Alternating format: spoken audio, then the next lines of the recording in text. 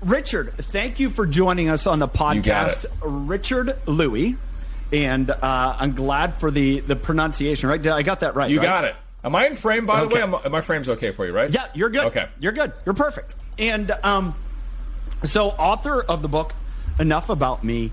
And, when I had the opportunity to, get a chance to chat with you, I was like, man, I'm excited about this because I think as an aging generation of Gen X and millennial, I'm a little bit younger, right there on the cusp, but yourself, it's in that age frame.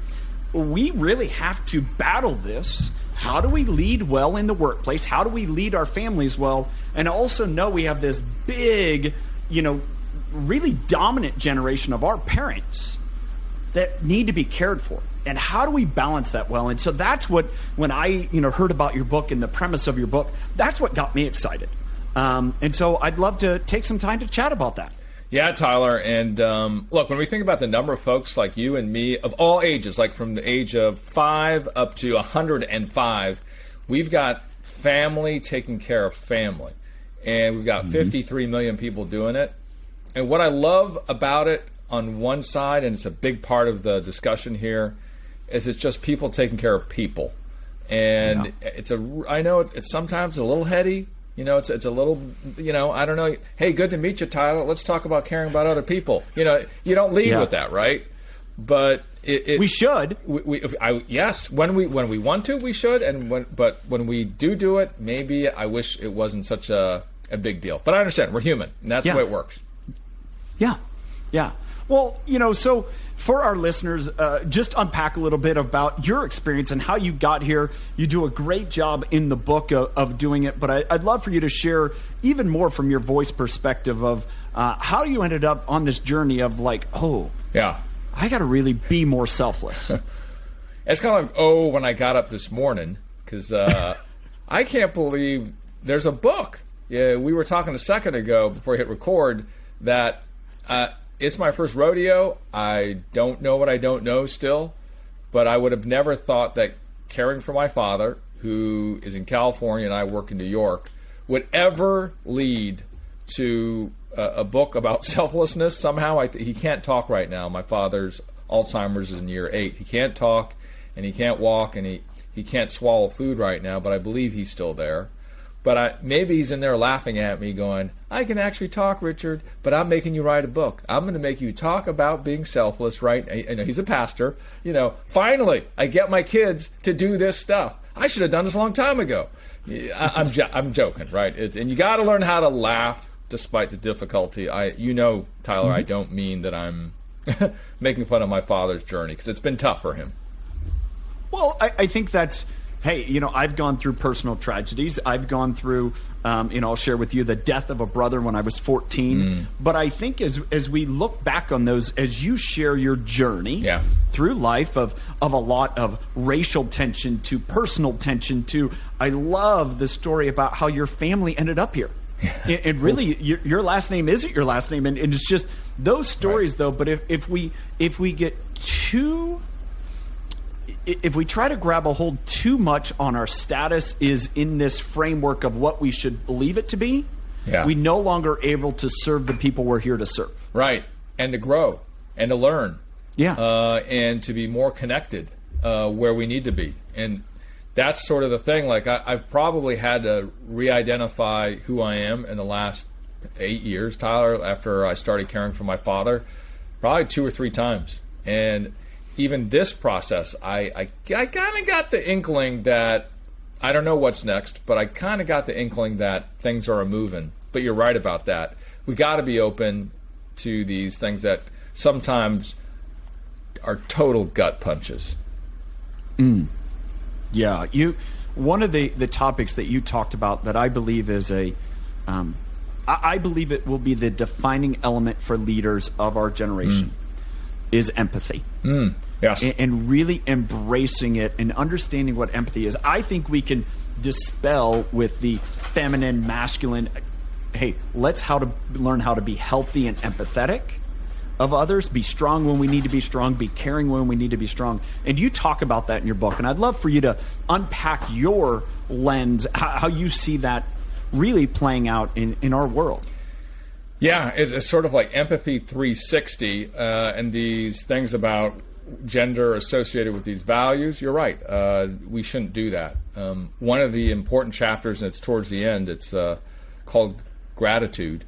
And that's kind of the important cousin of selflessness. And we dig into gratitude as an expression of vulnerability, as an expression also of giving others that opportunity to understand that they were selfless themselves. And the oxytocin and the dopamine measured in individuals that are not only the giver of gratitude or the receiver of gratitude is high for a good month. It is well worth, not only because it just feels great, but number two is that it is what we should be doing. And so gratitude is really a great way of, showing that empathy to an nth degree. Selflessness is obviously a great foundation, but gratitude, thank you. I mean, that is so much an important part of this book. I have a friend that mentioned to me, and you, I think, reflect it in different words, but it's the same, is use gratitude as a weapon. And when we use gratitude as a weapon, we do that. It's kind of like you can choose to be defensive or you can choose to pour out good. And when you're pouring out good through gratitude, that's a weapon. And as you just said, and as you just talked about in the book, the effect of oxytocin. Yeah. One of the things that I'd love to really get you from your background in journalism, you understand writing stories, knowing stories, how to develop stories. You share in your book that really storytelling is a great way for us to move forward in selflessness. Could you really just take some time here to unpack and really go through, because your professional expertise, you're better at this than a lot of people, as you have to be, but I'd love to learn from you and take notes and really how you digest that whole process. So DARPA did a study on this, the power of storytelling. It's like, DARPA? Like a government agency that is focused on intelligence of those who might be seen as not our friends. And they determined that storytelling is a way to actually create empathy with other groups that may not have empathy for you. And that very idea was shown by showing a movie to a group of I will say those in the security industry, those who are working for a government that is Middle East versus Israel. And they showed those who were working for the IDF a movie that was about the life of what a Middle Easterner might be going through.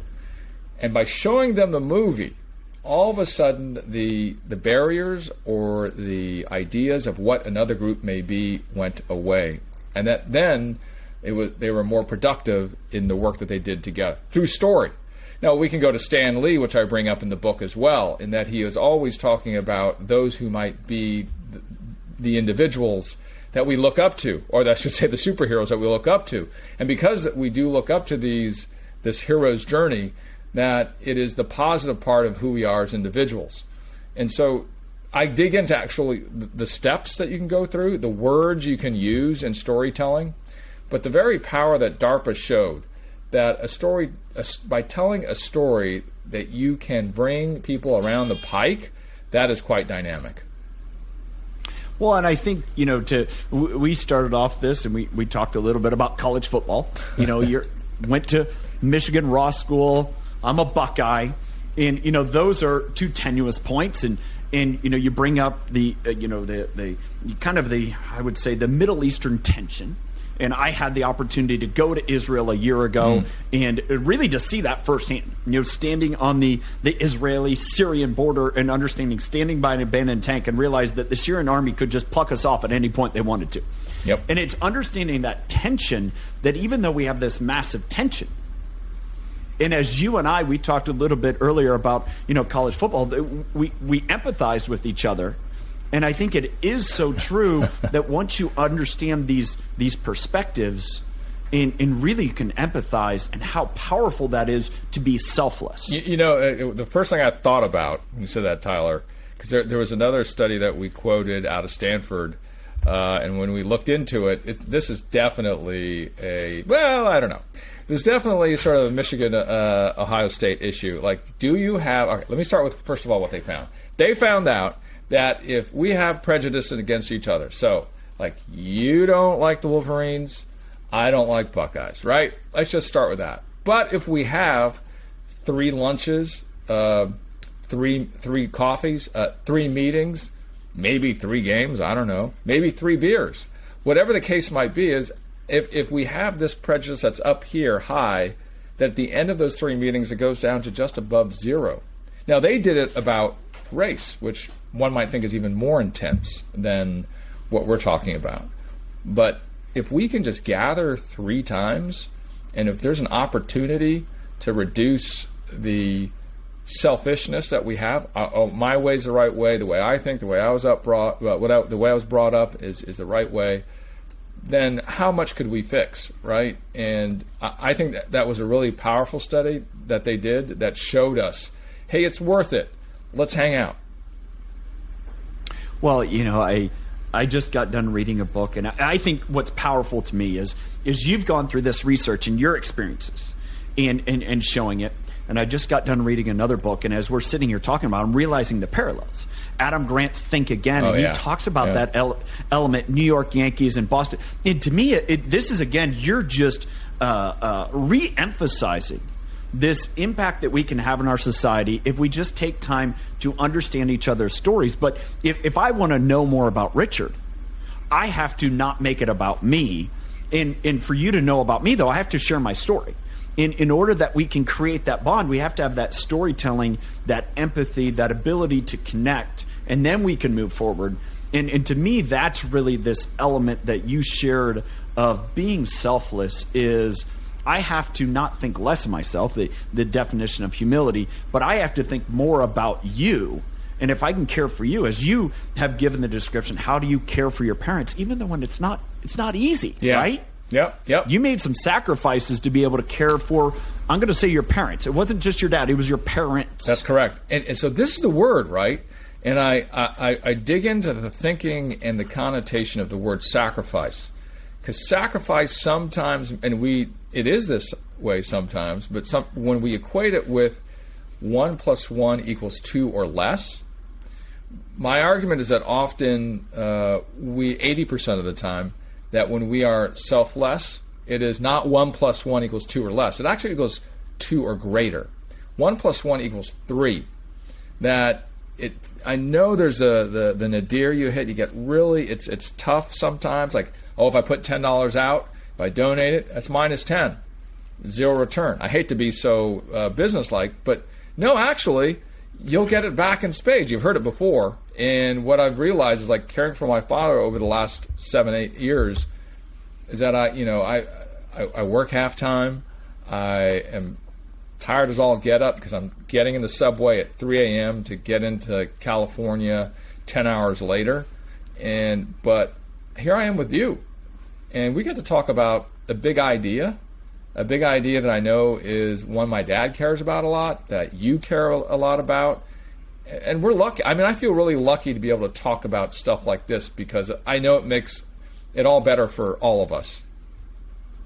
Well, and, I think that's where, this podcast is about leadership. It's about studying. Your book is really about being selfless, which, fits all segments of our society. And we're all leaders to some extent, even if it's leaders in our family.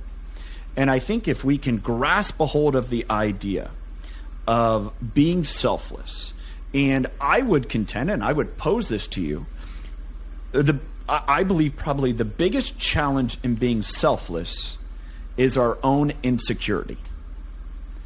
How have you wrestled through that?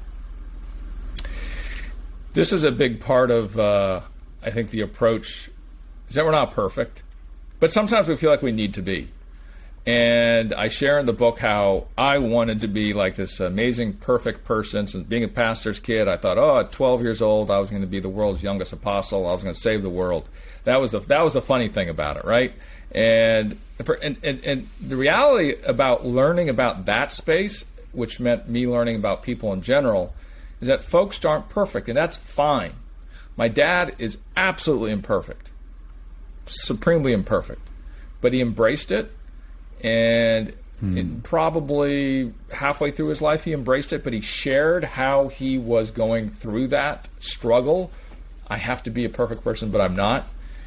And so to embrace that idea is the biggest part. Now, we have something called 10 stones. You have two choices, and you have 2 or 3 buckets. You put the stones in based on the bucket, and based on that, whichever bucket has the largest number of stones is your decision. It is effectively a conjoint analysis done with stones. Now, the good thing about it is it gets us to decision number 1. Number 2, it in front of you, it says, hey, it ain't a perfect decision, but so long as it is more good than bad, then we should do it. Because unfortunately, there are not a lot of perfect decisions out there. So we do our darndest to at least push the ball farther down the field and get into the red zone. 6 points for Wolverines. Thank you very much. Yeah, they're not very good at that lately. I just remind you. I don't know. But Richard scratching neck on camera. Yeah, I want people to realize that that was something I really enjoyed, is the humor that you bring to it. And I think it's important that, hey, if we can't laugh at ourselves, then we got a bigger problem. And, I'm going to share that. I mentioned it earlier because I think this is a funny little thing. You talked about this story. And let me ask this question. I'm going to give a little nugget here, but I'd love to know 1 or 2 things that you've learned about your dad, about your family, that you didn't know in this process of the last 8 years of caring for him. But I'm going to share this one thing, and it goes about your last name. And again, I think it is, you make the joke, and it's, and I'm trying to teach my 12-year-old son this. You can laugh about yourself, but you can't laugh about others. And you share the amazing story about how your family made it to the United States, the continent of the North, United States continental. And that your family's name was different.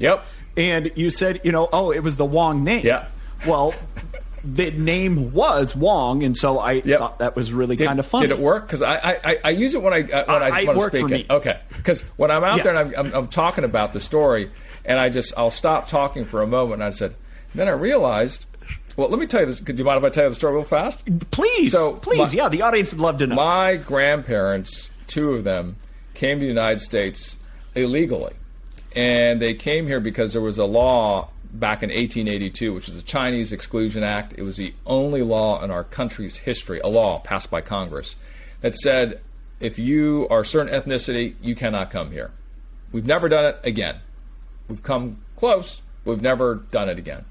So that's how my grandparents skirted the law. They bought the name Lui, L-U-I, because it was for sale. The reason why it was for sale is because we had a big earthquake in San Francisco. That earthquake destroyed all the records of names. So the mayor said, hey, well, we got to put you on record. So y'all come on down. You can claim up to 6 or 8 kids. And so, of course, all the Chinese folk who were not allowed to come to the United States because of the law said, oh, all of a sudden, I got 6 to 8 kids. So there they were. Just a business was born. Boom. And then they sold it in China. So my grandfather bought that name. So my real last name is not Louis. My real last name is Wong, W-O-N-G. So, Tyler, I have the Wong name. Yes. But, again, that comes back to telling the story. Sound effects. Yeah. Boom. Thanks. That comes back to telling a story where it's now all of a sudden I have a greater appreciation. I did not know about the paper transaction. I didn't know about that, but now I will forever know that based upon your story, and there's a greater appreciation to it because it's just not something you're told. You can be like, oh no, I know that story. And I think that really continues to underline this idea of being selfless, and it's not about me. It's not about you. It's not about me. And if we can really hold on to that as a society and as leaders. Go ahead. And that is generational. So that kid, I'll call him a kid because he was young, a teenager when he came over, just didn't want me, his children or me, to be a poor Chinese farmer. Bottom line. And this is not only him passing on that selflessness of really risking it. He also committed a law, broke the law, which I don't like, but I do know that he was acting in a selfish and selfless nature. And his selfless nature was, Richard, my grandson, whoever I'm going to have, won't have to grow up in this very poor and poverty-stricken area. And I think it's another point about how great our country is that I can actually talk to the grandfather I never met and say, thank you. I am a network anchor in the United States. I am not a poor Chinese farmer. And that's powerful to me, man. This place is unlike any other place. That's why I tell that story, not only because of his selflessness, but because of it is generational. What you give to your son at 12, it's going to keep on happening. It's going to keep on happening. Well, you share a lesson, and I'm going to go back to this. I'll use this as a lesson you learned from your dad, and maybe take this as a jumping off point. You in the book said, being ordinary can be extraordinary. Mm-hmm. And you share that's something your dad said to you, and I think it is, you just talked about that. Your grandfather was just being ordinary, but it ended up being this extraordinary element for you and your family and everyone else. Are there other lessons that you now in the last couple years really being devoted to caring for your parents, and especially your dad with Alzheimer's, have really learned? I put a lot in the book because I wrote it at the beginning of COVID through October of last year. And it was that time where I was unable to visit people that I cared about and see them physically. My father, who is in probably the final stage of Alzheimer's, yet he still is able to react to physical touch. And the fact, like whenever you put your hand on his forehead, he would smile, he would look at you. It was the moment you knew he was there and he knew you. You hold his hand, same idea. Now I had to look at him through glass, and he couldn't hear me. I would scream, hey, and wave to him. So that which our country and the world's gone through is just, it highlights the simple things. When you hug your kid today and or your parents, like, it's those little things, Tyler, and I had no idea how important they would be. I had no idea. It continues to change, though. Continues to change. In what way?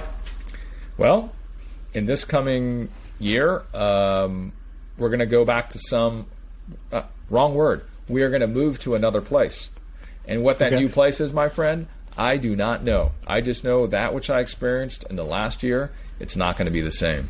So I'm concerned because folks of that age can't jump back. My mom can't jump back. She can't play the violin the way she used to play because she had to stop to take care of my father for 2 years. Now stuck in the house.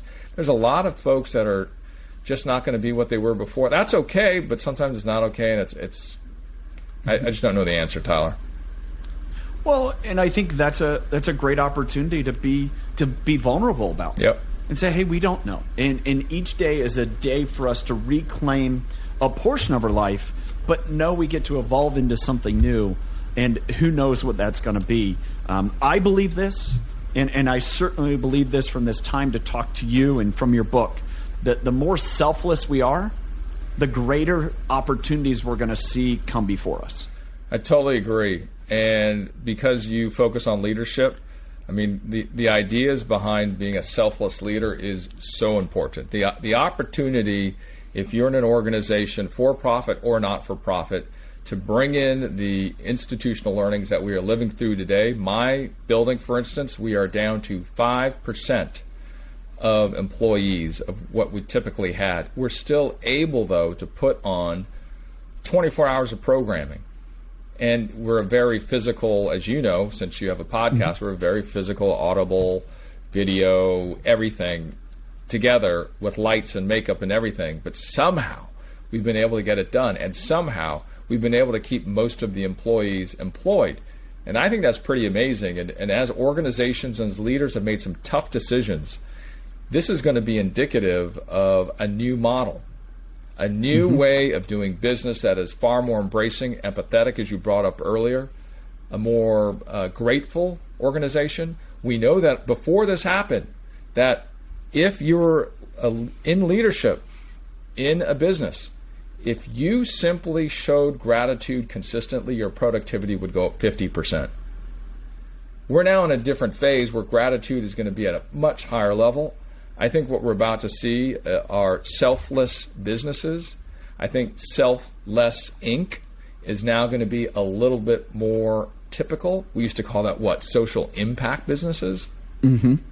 I don't think we're going to use that word because now after we've lived through this, all business, all organizations are going to have that quality. Well, and to me, that's very exciting. Isn't it? Because that gives opportunity to people that see a new vision, a new paradigm as you've lived through, and that's ultimately what kind of is a lot of your writing. And to me, that's, again, when we create a new opportunity to show up, that gives us great opportunity to grow and develop new skills. Yeah. And I love that. I love that personally, and I think that's where it also gives people like yourself to speak to help others go through that process. And sometimes it's way out of left field. Like when my boss said, "Hey, Richard, we don't have this job here for you, by the way. We don't have like a guy that can come in Friday, Saturday, and Sunday. You're like a square peg round hole. Don't bother."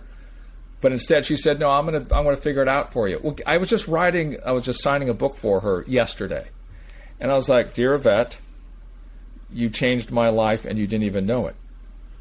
Yeah. How would have I ever directed a movie about student caregivers? How would have I ever finished a book like this about selflessness? Unless you said, "Yes, Richard, we will do something different for you." I don't know if she realized that. But those are the things as leaders in organizations that can be small in the beginning, can be ordinary, but can be extraordinary. And what she did was certainly above the fray. But man, I'm blaming this all on her. That's what I got to say. I'm blaming it all on her. And we do it with a smile because she is a hard hitter, Tyler. She will not, it was amazing. It came out, I was just like, "Yvette, you're really?"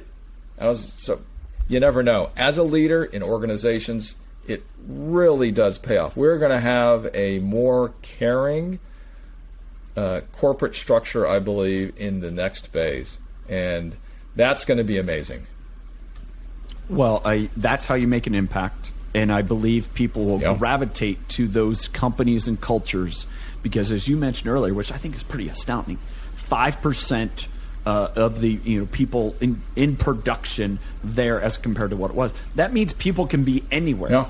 And when we start raising the bar, it's no longer locale based. It's like, how do you want to be involved in this organization? And the best organizations will continue to rise because of people like Yvette who rise above to the impact that she's making on yourself and so many others because of that. That to me is what I want to be a part of. So We're about to be. We're going to have caregiving ERGs in every single organization. We're going to gather. We're going to talk about family. We're not going to be there in a way that corporate leaders will think, "Oh, that's not good." They'll be asking for more benefits. It is the right thing. Harvard Business Review shows, hey, look, if you're a more caring organization, if you take care of caregivers, guess what? You will be more profitable. You're not going to be subjected to that $16 billion loss that happens annually because of the lack of attention to that topic. You're going to keep your high-performing leaders, your middle management, your upper management. You're not going to be losing 2x because you're not identifying and allowing them to live what they're actually living through. Those are some amazing things. Yeah. Well, I love it. Richard, thank you so much for your time. Thanks, Tyler. Excited for this book and the impact it's going to make. Thank you for joining us. Thanks for having me, Tyler. And I know you have the last word, but I'll try nevertheless. Go Blue. And it's all right. They need all the help they can get.